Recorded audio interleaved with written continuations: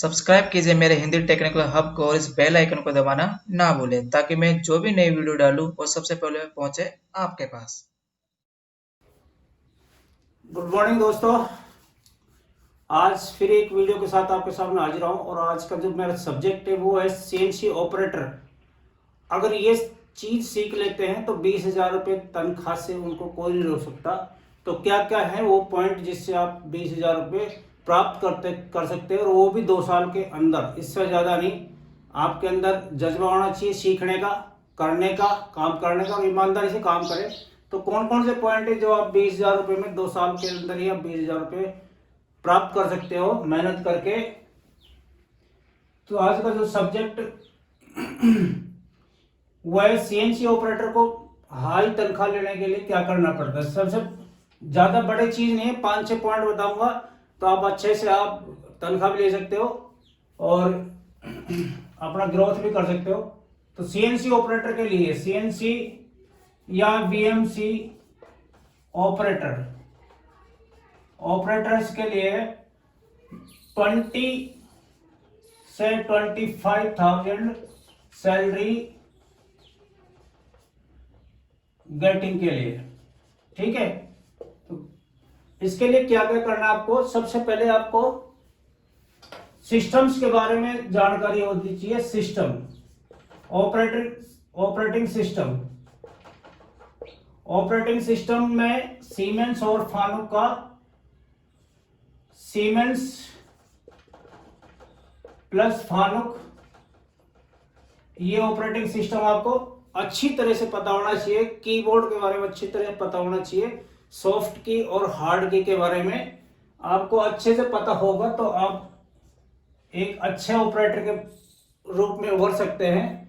और अपने इंडिया में 99% केसों में सीमेंस और फानुक ही मिलता है सिस्टम। अगर इनके अलावा कुछ है, मित्सुबिशी है, मजाक है, तो सब फानुक बेस मशीनें हैं, फानुक बेस सिस्टम है। इसके अलावा आपको इतना माइंड पे दिमाग देने की जरूरत नहीं है। तो आपको सिस्टम के बारे में, सीमेंस और फानुक के बारे में सीख लिया तो आप बहुत अच्छे से कर लोगे कहीं भी जाके, ऑल ओवर वर्ल्ड, ठीक है। दूसरा, बहुत इजी ट्रिक बता रहा हूं ड्राइंग के बारे में। ड्राइंग के बारे में नॉलेज होनी चाहिए। ड्राइंग के बारे में नॉलेज लेना बहुत जरूरी है। ड्राइंग के बारे में अगर ड्राइंग नहीं पढ़ना चाहते तो अपने सीनियर से पूछो।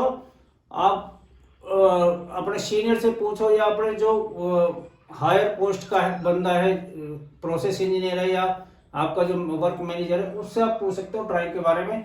लेकिन जो आप आइटम बना रहे हो, जो प्रोडक्शन का आइटम चल रहा है, उसके ड्राइंग के बारे में थ्रू आउट पूछो कि इसमें क्या क्या पैरेललिज्म, फ्लैटनेस, परपेंडिकुलरिटी, क्या ज्योमेट्रिकल पैरामीटर दे रखे, कौन सी टॉलरेंस दे रखी है, कितने प्लस माइनस चलेगा। वो सारी चीजें आपको ड्राइंग के बारे में अच्छे से समझ के, एक तो सिस्टम के बारे में पता होना चाहिए, ड्राइंग के बारे में पता कर लो कि आपको क्या करना है और कैसे ड्राइंग पढ़नी है। उसके ऊपर मैंने वीडियो बना रखी है, खूब अच्छे तरह से बना रखी है। और भी कोई शब्द नहीं आता तो आप कॉल भी कर सकते हो, पूछ भी सकते हो कमेंट करके। तीसरा, आप इंस्पेक्शन रिपोर्ट, इंस्पेक्शन इंस्ट्रूमेंट है, उन सबको आप अच्छे से पढ़ना सीखो। उनमें लिस्ट काउंट क्या है, मैक्सिमम कितना नाप सकते हैं, मिनिमम कितना नाप सकते हैं, उस सारी चीजों के बारे में आप अच्छे से नॉलेज लो। आज से ही शुरू कर दो और मैं बता रहा हूँ 1 साल के अंदर आपको सारी चीजों के पते हो जाएगी। और जो सीएनसी सेटर है या प्रोग्रामर है, आप उसके इक्विवेलेंट चलने लग जाओगे। जब इक्विवेलेंट चलने लग गए तो आपकी सैलरी ऑटोमेटिक बढ़ेगी। मैं दावा करता हूं कि साल और 2 साल के अंदर आप 20-25 हजार रुपये अच्छे से प्राप्त कर सकते हो। इसमें कोई बड़ी बात नहीं है। चौथा पॉइंट, इंस्पेक्शन इंस्ट्रूमेंट में आपको पहले बता रखा मैंने, हाइट गेज है, माइक्रोमीटर है, और वर्नियर कैलिपर है, बोर गेज है, ये सारे इंस्ट्रूमेंट, डेप्थ गेज है, ये सारे इंस्ट्रूमेंट चेकिंग के इंस्ट्रूमेंट है। तो इनके बारे में आपको अच्छे से नॉलेज ले लो तो आपका भला हो जाएगा। और कहीं भी आपको इतनी प्रॉब्लम नहीं आएगी। आप अपने वर्कशॉप से ही सीखे, जो कुछ सीख रहा है वर्कशॉप से ही सीखे। चौथा है आपका एम कोड्स और जी कोड्स। एम कोड्स और जी कोड के बारे में आप जानकारी ले ले अच्छे से। G0 से G99 तक क्या काम आता है और M01 से M00 से M99 तक क्या काम आता है। तो सारे एम कोडों के बारे में वर्ल्ड वाइड है, सारे इस पर ISO कोड होते हैं एम कोड और जी कोड। तो आप इनके बारे में अच्छे से नॉलेज ले लो, तो ताकि आप अच्छे से प्रोग्राम को भी समझ सको कि कौन सी लाइन में किस ब्लॉक में क्या फंक्शन हो रहा है। आप सिंगल ब्लॉक में भी चला के देख सकते हो मशीन को। हर जब भी प्रोग्राम सेटिंग होती है तो सिंगल ब्लॉक में चला के देखें, ताकि आप कोई एक्सीडेंट होने के चांसेस ना रहे। अब इन छोटी छोटी बातों को अच्छे से ध्यान रखोगे तो आप बहुत आगे बढ़ सकते हो। पांचवा पॉइंट, टूल ऑफसेट आप अच्छे से सीख लो। टूल ऑफसेट, चाहे CNC BMC हो, कोई सी मशीन हो, तो आप टूल ऑफसेट के बारे में अच्छे से अध्ययन करें। टूल ऑफसेट लेने के कई तरीके हैं, 2-3 तरीके हैं जो मैंने वीडियो में बता रखे हैं। आप टूल ऑफसेट अच्छे से लेना सीखो। जो भी तरीके हैं 2-3 तरीके से क्योंकि आज आप इस फैक्ट्री में इस तरह के ऑफसेट ले रहे हो, दूसरी फैक्ट्री में आपको दूसरा मेथड मिले, तो आप 2-3 तरीके ऑफसेट है, आप उनको अच्छे से सीख ले ताकि आपको कहीं भी दिक्कत नहीं आए। आप एक फैक्ट्री से दूसरी फैक्ट्री में जब भी ट्रांसफर होते हैं तो आपको कहीं भी प्रॉब्लम नहीं आएगी टूल ऑफसेट के बारे में सीखने में। ठीक है, छठा पॉइंट जो मेरा है वो है इंसर्ट्स के बारे में। Cutting inserts,